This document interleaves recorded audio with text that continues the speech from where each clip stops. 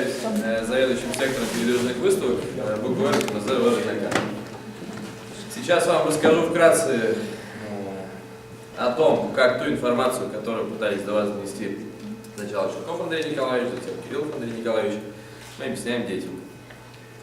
Ну и вообще поговорим о интерактиве, так называемом, музейной выставочной деятельности. Одной из важных проблем классических музеев состоит в непреднамеренном создании барьера между посетителем и экспонатом.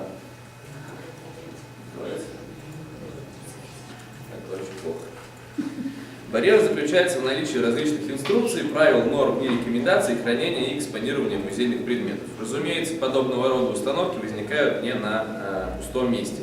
Все это обусловлено состоянием и ценностью самих предметов. В частности, историко-культурный музей-заповедник Кинтакар занимается собиранием, изучением, популяризацией и экспонированием археологических ценностей. Каждый хранимый в фондах или экспонируемый на выставках предмет несет в себе научную ценность. Очень часто экспонат является уникальным. Уничтожение или повреждение без того хрупкого археологического предмета может привести к утрате важного для исследований материала.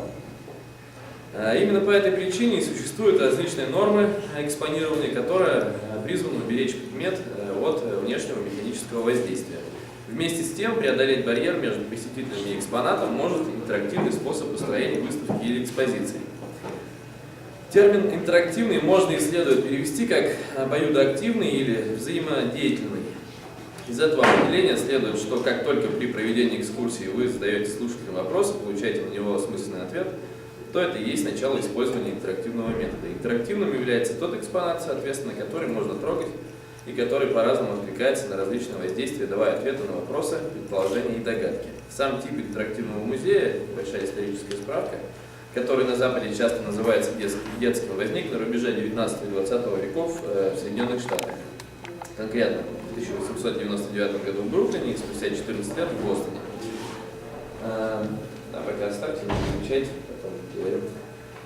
Это были музеи, в которых не было строгой изоляции посетителя от музейного предмета. Можно на самый первый?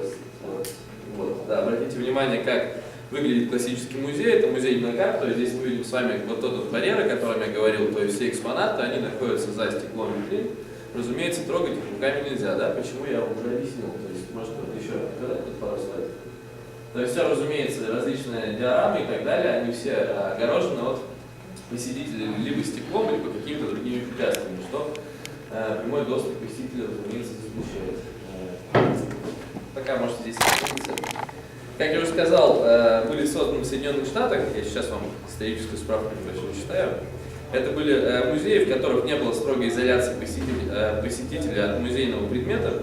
Как писал впоследствии Оппенгеймер, развивая идеи детского музея, цитата: «Объяснение науки и техники без реквизита напоминает попытку обучения плаванию без доступа ученика к воде. Попытка создания детского музея без бутафории обречены на неудачу. Требуются приборы, которые люди могут видеть и испытывать. Приборы, демонстрирующие явления, которые могут быть инициированы, прекращены и изменены самим посетителями». Конец цитаты. То есть, говоря о особенностях интерактивного музея, то есть здесь вы уже догадались, наверное, мы не можем на них заострять внимание, так как времени у нас очень мало. Я думаю, они не настолько будут интересны.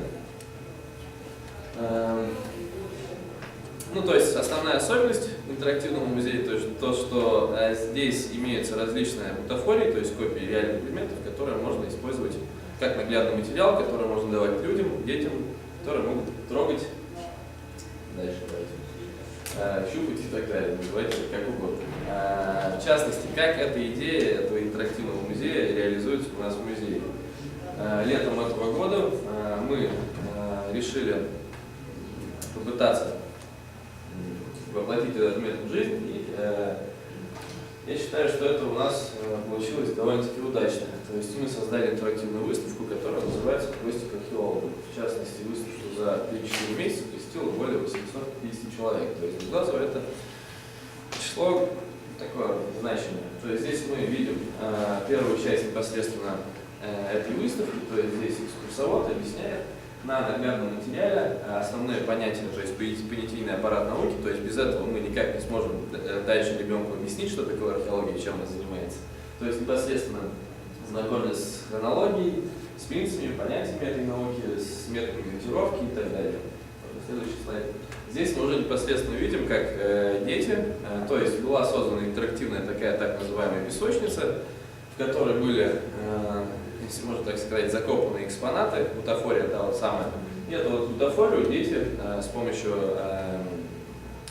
оригинальных археологических инструментов, то есть какие-то инструменты, это лопата, кисточки, да, нож, и многие другие интересные инструменты.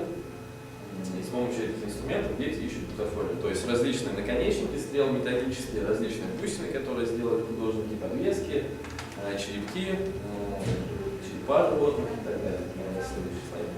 Ну, вот здесь вот как раз очень интересная фотография, которая говорит о том, что данная выставка, она была интересна, то есть очень огромному спектру возрастов. То есть начиная от таких вот маленьких детей, которые, может быть, даже и неосознанно, а вполне вероятно, что это там в подсознании как-нибудь ему заберется, и через 5, 7, 10 лет он поступит куда-нибудь в ГУ, да, и начнет заниматься наукой археологией. Да, давайте дальше. То есть вот здесь вот как раз мы видим с вами на заднем плане непосредственно тот самый археологический квадрат, о которых нам уже говорили ранее. Различные слои прослеживаются, и вот здесь вот наглядно, здесь, можно сказать, уже копаются в своем собственном квадрате, разумеется, бутафория. Затем следующий этап выставки — это так называемый камеральный этап, то есть здесь они уже обрабатывают полученные экспонаты. Следующий слайд. Вот занимаются все той же обработкой, вот следующий слайд. И здесь вот у нас тоже такая интересная была, не знаю, как это назвать, если, ну, фишка, грубо говоря.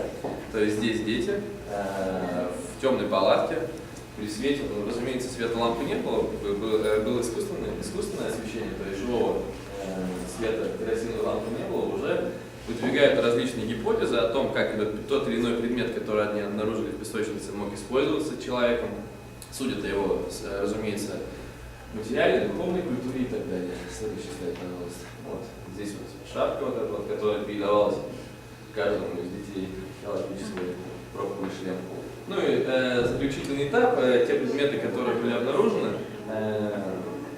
о них уже более детальное описание мы видим вот на этих вот различных информационных стендах. И следующий слайд.